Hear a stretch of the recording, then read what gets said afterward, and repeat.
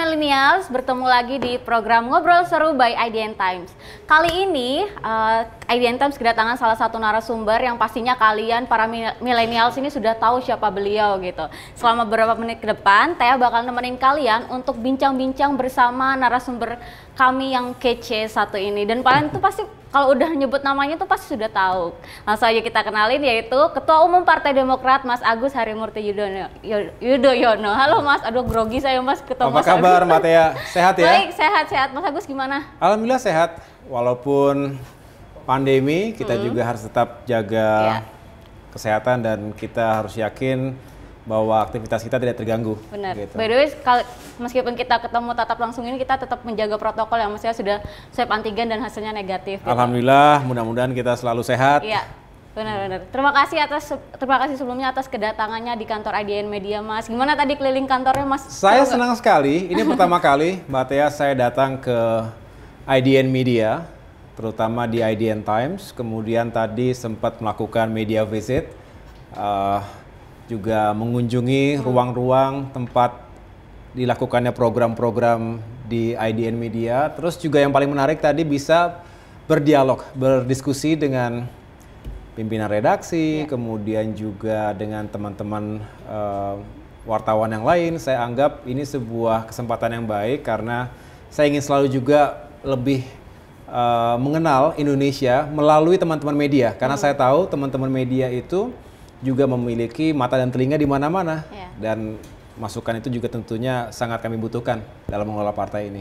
Terima kasih sebelumnya sudah hadir ya Mas bersama kami. Nah, Mas Agus, ini kan nama Mas Agus kemarin tuh sempat memuncak nih, banyak jadi perbincangan banyak orang gitu di media sosial dan lain-lain terkait kudeta partai. Nah, ini kan sekarang udah dilaluin, udah ada keputusan dari Menkumham juga kalau kelompok Mas Agus ini yang sah gitu. Nah, ini setelah adanya kasus kemarin ini bagaimana Mas perubahannya di internal Demokrat sendiri? Apakah semakin solid atau seperti apa Mas?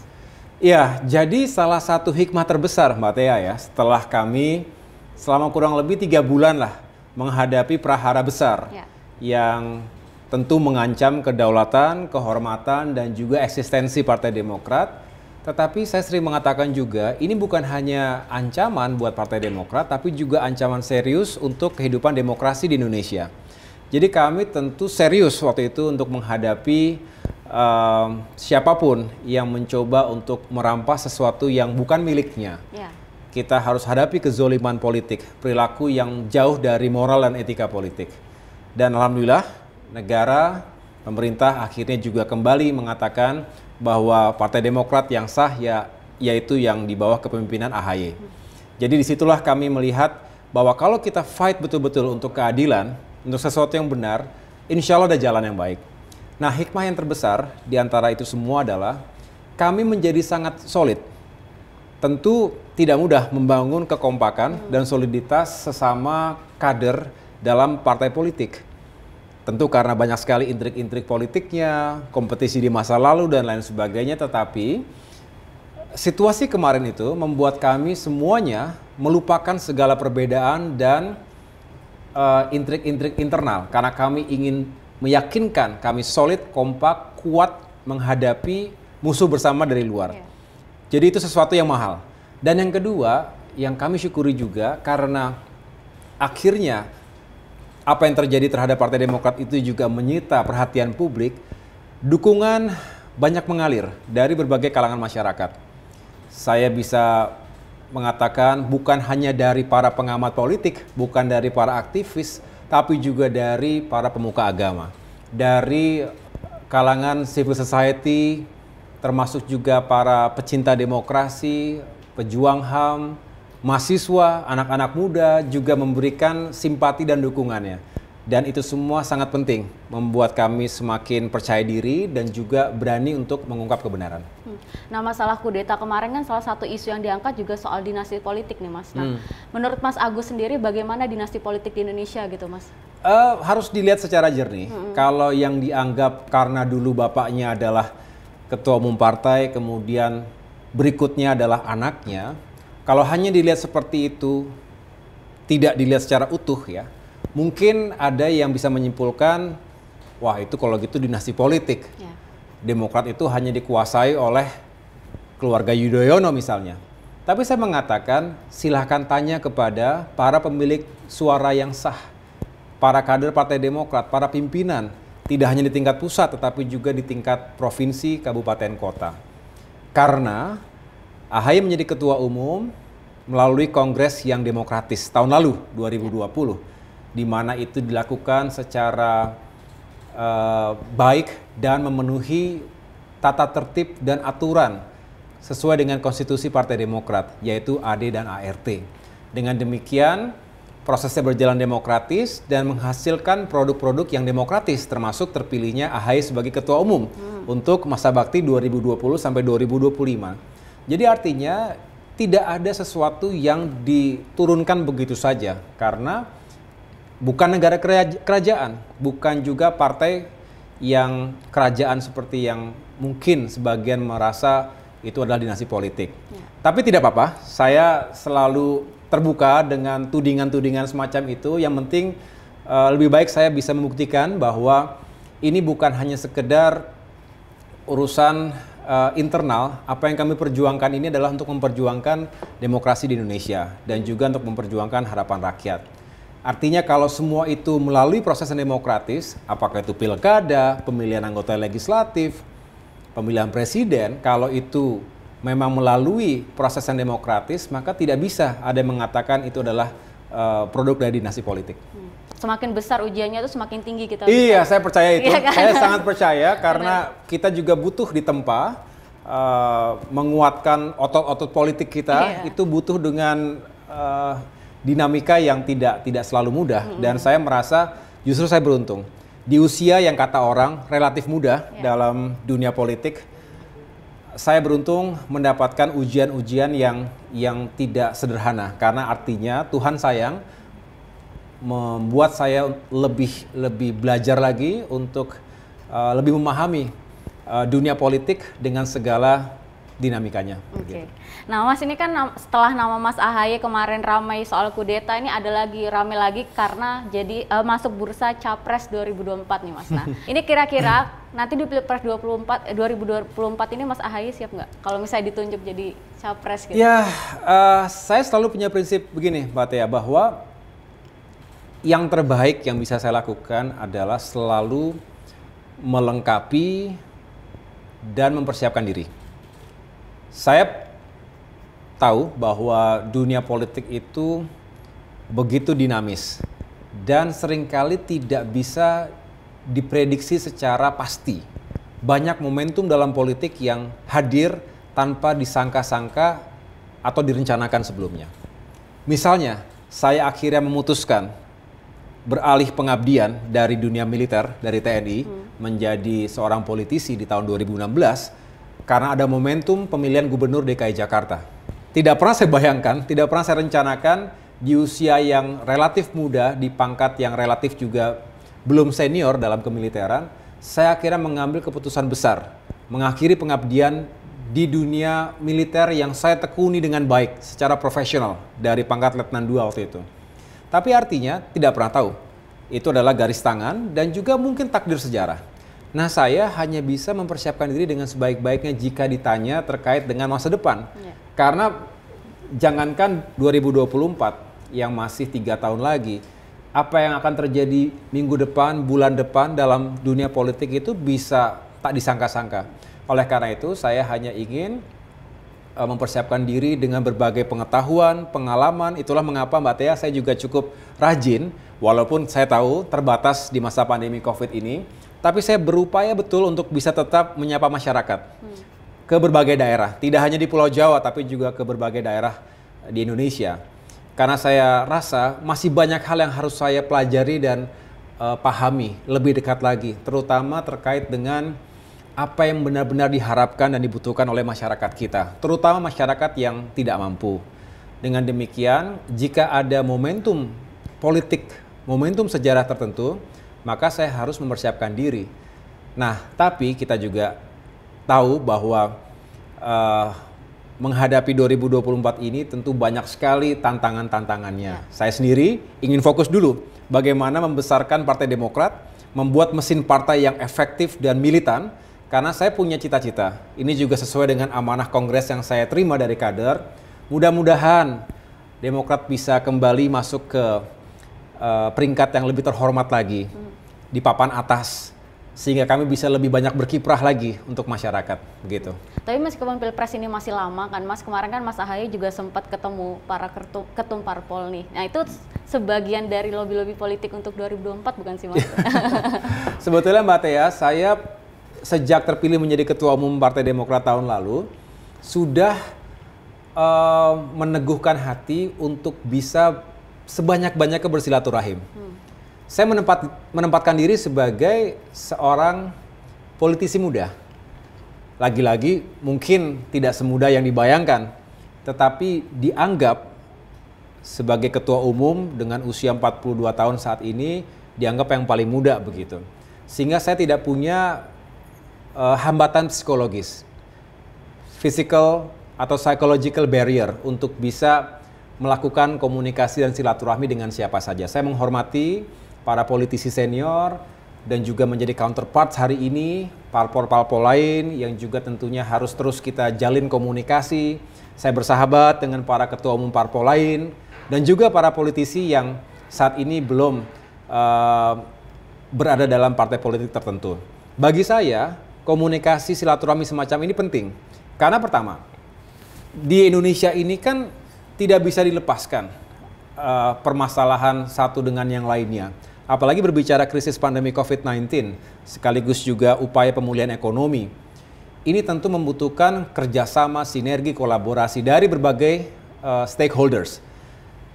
Misalnya saya berbicara dengan sejumlah ketua umum partai politik lain, tentu bisa saling bertukar pikiran. Berbicara atau berdiskusi dengan sejumlah kepala daerah, juga bisa bertukar pikiran. Saya sendiri punya kebijakan yang dijalankan oleh kader-kader utama Partai Demokrat yang saat ini menjadi anggota DPR RI, DPRD Provinsi, DPRD Kabupaten Kota, juga kepala-kepala daerah, gubernur, bupati, wali kota, dimanapun. Jadi artinya banyak hal positif yang bisa kita diskusikan, sekaligus kita tentu berbicara tentang masa depan. Ya. Tapi belum berbicara politik 2024, gitu ya? Belum sejauh itu. Okay. Saya pikir kita biar fokus dulu aja deh masing-masing dengan situasi yang dihadapi di daerah masing-masing maupun dalam rangka memperjuangkan aspirasi konstituennya.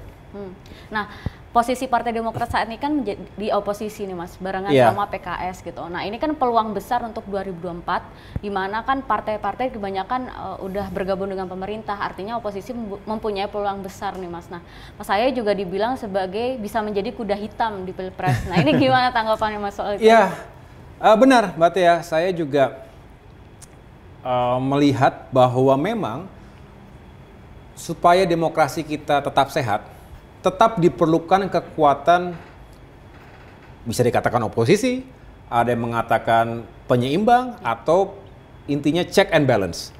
Karena demokrasi, kalau semua masuk ke dalam suatu kekuatan besar, tanpa ada kekuatan yang melakukan check and balance tadi, bisa jadi demokrasi kita akan mundur ke belakang. Mengapa? Karena sejatinya kekuatan check and balance ini diperlukan agar tidak ada yang kemudian menyalahgunakan kekuasaan, abuse of power. Kita harus bisa mengingatkan, mengkritisi. Kami Partai Demokrat juga tidak malu-malu memberikan dukungan jika kebijakan-kebijakan publik yang ada di negeri ini dijalankan atas dasar keberpihakan pada rakyat. Tapi kami juga akan yang paling lantang, berdiri paling depan, yang paling kritis, untuk mengingatkan pemerintah, untuk menyuarakan aspirasi rakyat jika kebijakan-kebijakan tertentu tidak berpihak pada rakyat, atau kita anggap bisa menyulitkan Indonesia dalam waktu mendatang. Ini yang saya anggap sebagai kekuatan check and balance yang sehat. Tidak semata-mata kami hanya ingin menyalahkan pemerintah, nggak fair. Karena Partai Demokrat 10 tahun pernah menjadi ruling party. Presiden SBY 2004 sampai dengan 2014, Demokrat berada dalam kekuasaan. Tentu juga tidak happy ketika hanya ada partai atau kelompok tertentu yang hanya bisa menyalahkan pemerintah. Tapi kita juga harus pandai menempatkan diri, dalam arti juga tidak bisa yang penting udahlah ikutin aja lah, nggak perlu kita komentari, nggak perlu kita kritisi. Rusak negara kita. Kita ingin suara-suara rakyat yang tidak terdengar bisa didengar. Itulah fungsi utama dari kehadiran Partai Demokrat hari ini. Dengan demikian kalau ditanya bagaimana ke depannya, saya anggap posisi di luar ini juga terhormat. Kami tidak pernah merengek-rengek untuk bisa masuk ke dalam pemerintahan, bergabung dalam kekuasaan. Kami menghormati siapapun yang berada di sana. Tapi juga tolong kami dihormati, karena kami juga punya posisi yang strategis dan juga terhormat berada di luar pemerintahan. Tapi kan kalau soal koalisi ini kan menjadi titik yang maksudnya di Pilpres ini menguntungkan gitu loh Mas. Nah ini Mas AHY sendiri sudah ada pikiran nggak sih kira-kira siapa nih partai yang akan saya incar untuk berkoalisi di 2024? Ya, ada yang mengatakan Mbak Tia bahwa sekarang Demokrat punya faktor pembeda. Ketika lebih banyak yang berada dalam kekuasaan, berarti dalam satu paket yang sama, Demokrat ini unik posisinya. Oleh karena itu, bisa jadi memiliki daya tarik tersendiri bagi masyarakat dalam melihat kompetisi 2024. Bisa ya, bisa tidak, tergantung bagaimana ikhtiar kami untuk bisa terus memenangkan hati, pikiran, dan suara rakyat pada akhirnya. Berbicara koalisi, saya harus semakin memahami bahwa pada akhirnya kita harus mencari partners dalam perjuangan politik ke depan. Sementara ini kita tahu bahwa presidential threshold itu kan berada di angka 20%. Angka yang tinggi, yang sulit untuk dijangkau oleh sebagian besar partai politik saat ini. Tidak mungkin bisa dilakukan sendirian, harus mencari partners. Sehingga mencukupkan tiket 20% itu. Nah, Demokrat juga tahu posisinya, tahu status itu, sehingga saat ini yang saya lakukan bersama teman-teman Demokrat lainnya adalah lebih membangun komunikasi dengan siapapun saat ini, karena politik masih sangat cair. Kita berbicara 2021, masih ada 2022, 2023. Benar. Tapi saya juga menduga makin bergesernya waktu juga akan semakin terang kira-kira siapa yang memiliki kesamaan baik dalam visi, misi, program, pandangan atau arah pembangunannya. Kemudian yang nggak boleh dilupakan chemistry-nya. Chemistry ini juga perlu dibangun dan melalui proses, nggak bisa diharapkan ketemu sekali dua kali terus langsung saling jatuh cinta, saling mendukung ataupun saling cocok begitu. Saya rasa butuh waktu. Hubungan antar suami istri saja terus dibangun chemistry itu, apalagi ini mempertemukan dua atau lebih partai politik dengan agenda masing-masing, dengan visi misi dan program masing-masing, dan dengan karakter tokoh-tokohnya yang juga berbeda-beda. Oleh karena itu, it takes time, butuh waktu, butuh proses, tapi saya yakin pada saatnya nanti akan ketemu.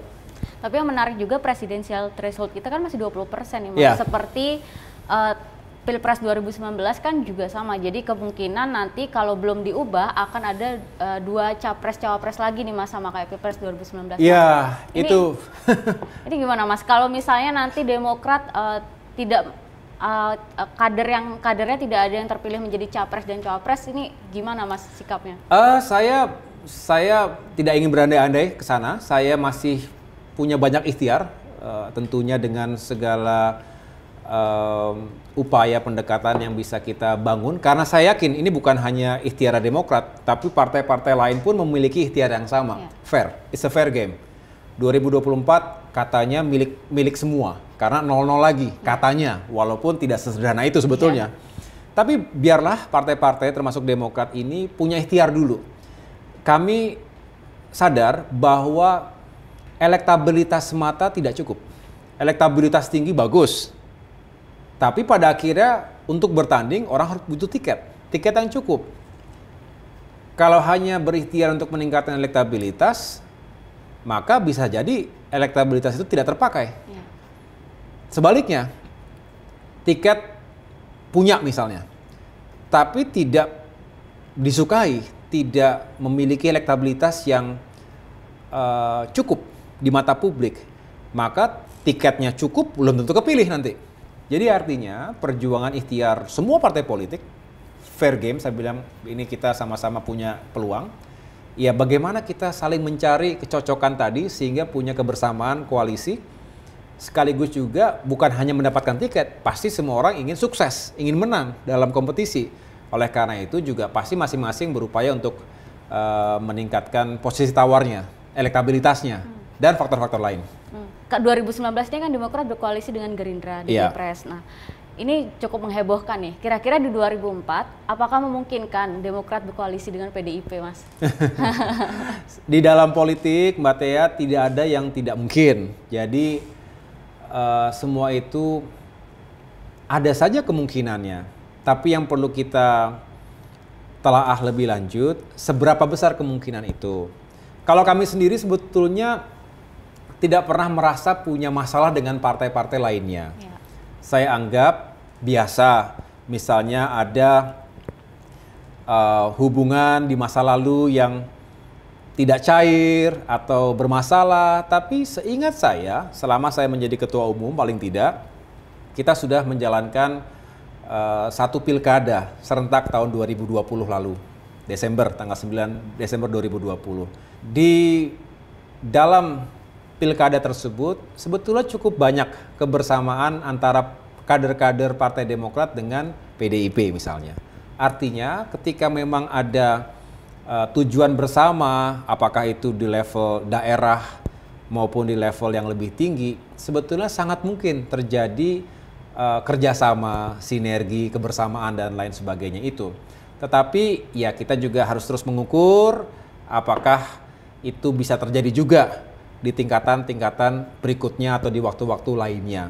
Tapi bagi saya sekali lagi, saya tidak punya masalah dengan partai manapun, termasuk PDIP. Saya sangat menghormati. Saya waktu itu bertemu dengan Ibu Megawati misalnya, dengan Ibu Puan Maharani, dan lain-lain. Tentunya semua saya anggap sebagai mitra dalam berdemokrasi.